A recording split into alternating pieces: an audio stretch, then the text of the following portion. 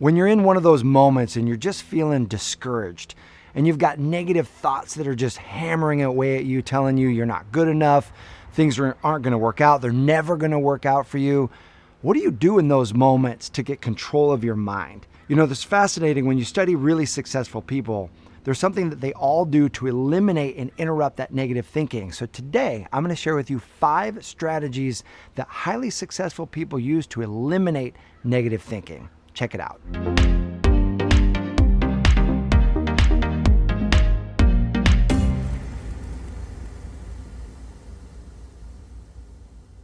Hey, this is Matt Boggs, and I am the founder of the Love and Relationship Division of the Brave Thinking Institute, where our mission is increasing love in the world one heart at a time.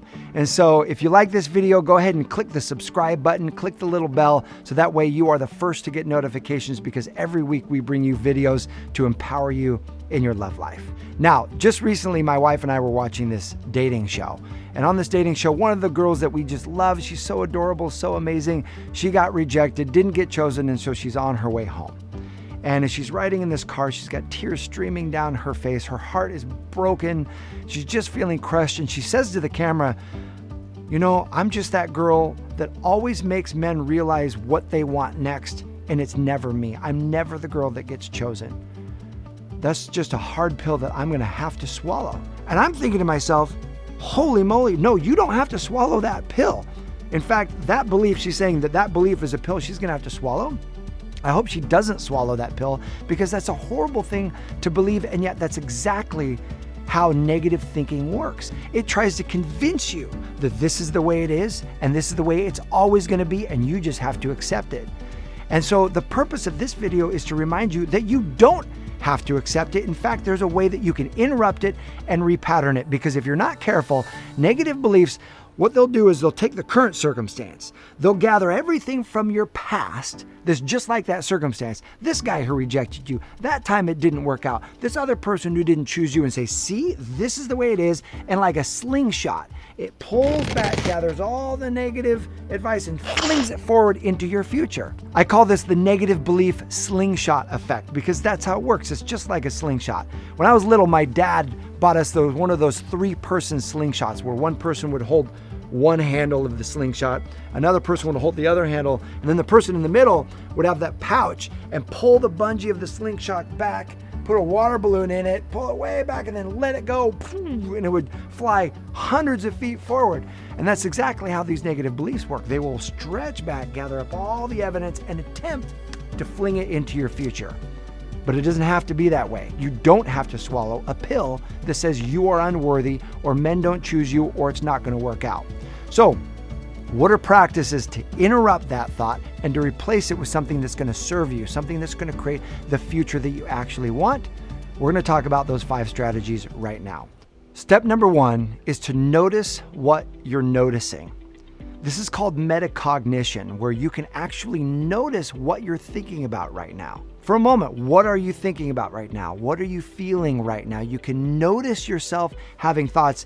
And when you notice yourself having a thought that is disempowering, you have the opportunity to change that response and think something that is empowering.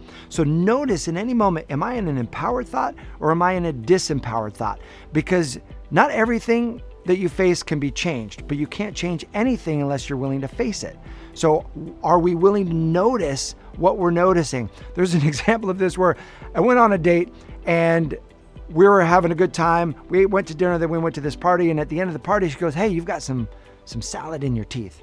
I was like, oh man, look, I got the salad out of my teeth. I said, how long was that there? And she was, well, it was there after dinner. I was like, you didn't tell me. We went through this whole party. You saw it after dinner. You didn't tell me about the salad in my teeth. Now, I couldn't fix and take the salad out of my teeth until I became aware of it. And she helped me become aware of it. So as you become aware of, wow, is the thought that I'm thinking empowering or disempowering? You have the moment to choose. Viktor Frankl, the Austrian psychiatrist who survived the Holocaust, who wrote the book Man's Search for Meaning, has a great quote. And he says this, between stimulus and response, there is a space. In that space is our power to choose our response. In our response lies our growth and our freedom. And I love that, because that's exactly what notice what you're noticing is you notice, okay, I've had this stimulus. Now I'm having a thought. I'm noticing it. There's a space. How am I going to choose to respond in this moment? Which leads us to step number 2, which is to sequester the negative thought, reduce it to part of you. What we will often do is we will yield our entire power, our entire I am, over to the negative thought. So this woman in this dating show says, I am never the woman who's chosen. I am the woman who helps other men find out what they want, and it's never me. Or we might say, I am scared, or I am not enough, or I am. When you give your entire I am over to a belief, you give your whole power and beingness over to that. Rarely do people realize you can actually sequester it to part of you. That part of you feels that way, but there's a whole other part of you as well. And so it's a beautiful move to make, to say, part of me feels afraid right now. Part of me feels discouraged right now. Part of me is feeling rejected right now. Part of me feels unworthy right now. And when you can reduce it to part of you, what that does is it gives you access to the other part of you. And in that other part of you lies your connection to spirit, lies your connection to your true power. But before you engage with that empowered place in you, the first step is to love the part of you that's feeling hurt or feeling sad or feeling scared, or is that paradigm, is that limited negative thought. It's bubbling up for the purpose of release and repatterning, not to stop you or not to drag you down or keep you discouraged, but to be transformed. And so when you say, wow, part of me is feeling really scared, or part of me is feeling really rejected, part of me is feeling really discouraged right now, notice where you feel that in your body, and then wrap it up in love and acceptance. And you can say to yourself, even though I got rejected, I completely and fully love and accept myself now. Even though a part of me is feeling unworthy, I completely and fully love and accept myself right now. And you wrap that part of you up in love and acceptance, and you will notice that energy begin to lighten, begin to release its tension. Now, this is one of those things that might be easier said than done. I know that self-love can be really challenging for a lot of us, depending on how we grew up and depending on how those negative thoughts are firing. So if you would love some support with the process of loving that part of you, I've created a great tool for you. It's free. It's a gift from me to you. And it's called the Self-Love Activation Kit. It's got an ebook and a meditation that will take you to that place of self-love in you. It's beautiful. It works. Just click the link in this video and you can get access to that kit. And after you've surrounded that place in love, then you move on to step number 4, which is connect to the empowered part of you. And so locate in your body, as you drop out of your mind down into your body, where there is the part of you, locate in your body, where's the part of you that feels empowered? The part of you that's connected to spirit, connected to your higher power, the part of you that's connected to truth, and connect to that part of you and ask it for a message. Say, what empowering message do you have for me in this moment? And you'll notice you will get a message. You will get some sort of feeling, or you'll hear a message that supports you and empowers you. And that's where you reconnect to your true nature. Which leads us right to step number 5, which is you replace the limiting thought with this new empowering message. What's the new affirmation, the new empowering belief that you're going to fire? So you take that thought and you begin to repeat that thought in your mind. You say, even though I'm feeling rejected, I love and accept myself fully, and my man is on his way. The relationship I want will work out. I am worthy. I am enough. Whatever your affirmation is, you think that thought, you fire that thought, you repeat that thought, and here's why.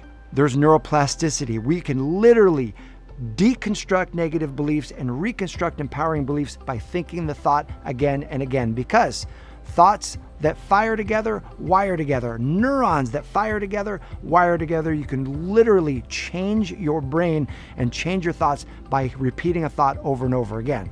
So repeat that empowered affirmation. And what you will notice over time is that the negative thoughts that plague us, I'm not worthy, I don't have what it takes, I'm not beautiful, whatever it is, become quieter and quieter and quieter until they completely dissolve away, and you replace that with an empowered belief. The empowered part of you that's connected to truth. Because I believe the truth of you is that you are worthy.